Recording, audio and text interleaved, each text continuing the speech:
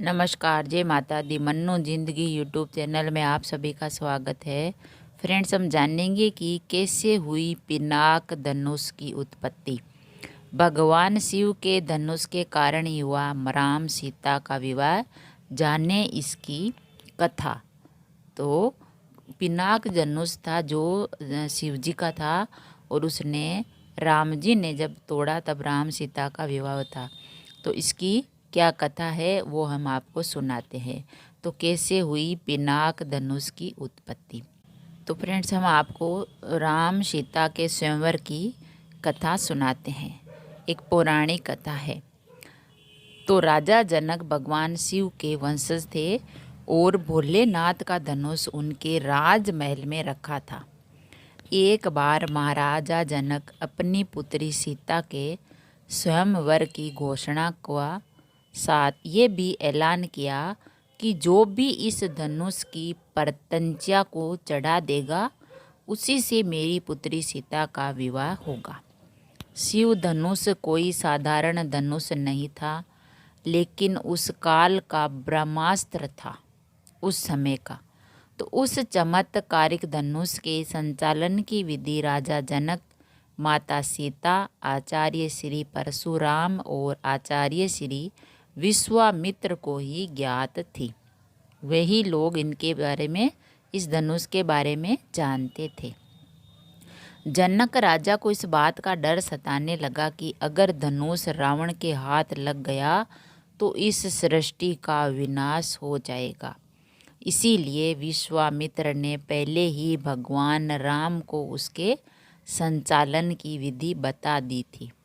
जब श्री राम द्वारा वह धनुष टूट गया तभी परशुराम जी को बहुत क्रोध आया, लेकिन आचार्य विश्वामित्र एवं लक्ष्मण के समझाने के बाद कि वह एक पुरातन यंत्र था, इसीलिए संचालित करते हुए टूट गया।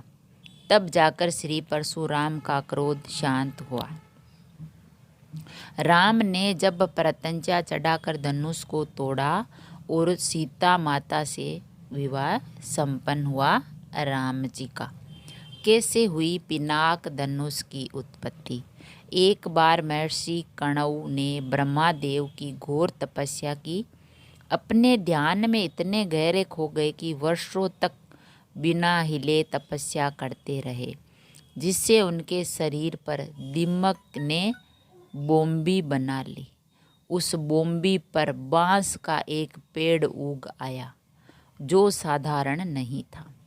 ब्रह्मदेव ने महर्षि कणव की तपस्या से खुश होकर उन्हें उनके मन चाहे वरदान प्रदान किए और उस बांस को भगवान विश्वकर्मा को दे दिया। इनसे विश्वकर्मा जी ने 2 शक्तिशाली धनुष, सारंग और पिनाक बनाए, जिससे श्री हरि विष्णु को उन्होंने सारंग और भगवान शिव को पिनाक धनुष प्रदान किया। भगवान शिव ने इस धनुष को त्रिपुरासुर को मारने में उपयोग किया और देवों को सौंप दिया। जब देवों का समय खत्म हुआ तो देवों ने यह धनुष राजा जनक के पूर्वज देवरात को सौंप दिया। देवताओं ने इस धनुष को महाराजा जनक जी के पूर्वज देवरात को दे दिया। शिवजी का वह धनुष उन्हीं की धरोहर स्वरूप जनक जी के पास सुरक्षित था। इस शिव धनुष को उठाने की क्षमता कोई नहीं रखता था। एक बार देवी सीता जी ने इस धनुष को उठा दिया था, जिससे प्रभावित होकर जनक जी ने सोचा यह कोई साधारण कन्या नहीं है, अतः जो भी इससे विवाह करेगा वह भी साधारण पुरुष नहीं होना चाहिए। इसीलिए ही जनक जी ने सीता जी के स्वयंवर का आयोजन किया और यह शर्त रखी कि जो कोई भी इस धनुष को, शिव धनुष को उठाकर तोड़ेगा तो सीता जी उसी से विवाह करेगी। तो उस सभा में भगवान श्री राम ने अनंत शिव धनुष तोड़कर सीता जी से विवाह किया।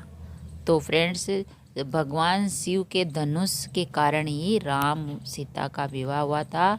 और ये पिनाक जो धनुष है वह कणव ऋषि तपस्या कर रहे थे ब्रह्मदेव की, तो उनके जो वो लग गई थी दिमक से एक बांस का पेड़ उगाया।